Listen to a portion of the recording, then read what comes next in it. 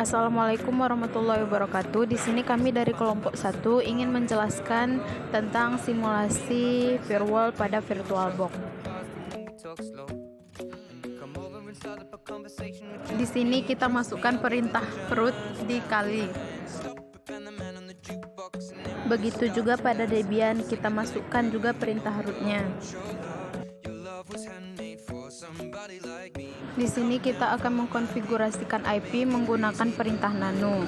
Di kali klien kita menggunakan IP address 192.168.110. Untuk Debian server kita menggunakan IP address 192.168.101. Lalu kita ketikkan perintah service networking restart di kali Linux dan /etc/init.d/networking restart di Debian server.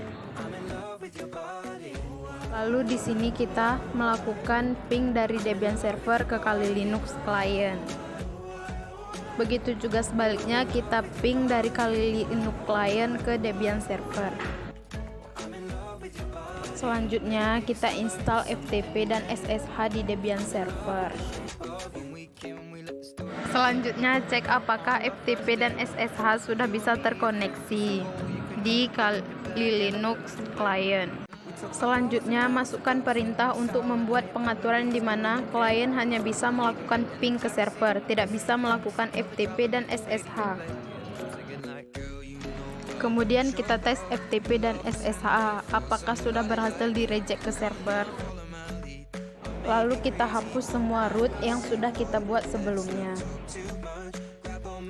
Lakukan konfigurasi ulang di kali Linux client dengan IP 192.168.100.1. Begitu juga pada Debian server dengan IP 192.168.100.11.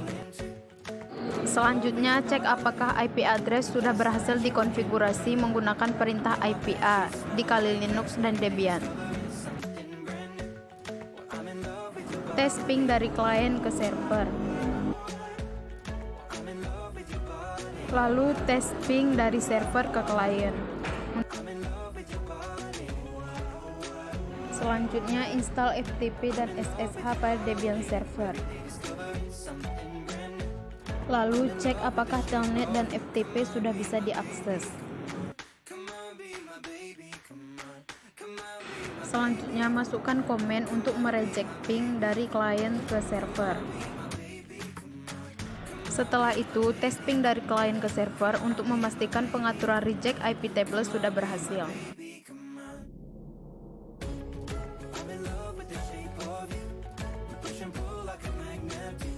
Hapus semua root yang sudah kita buat sebelumnya.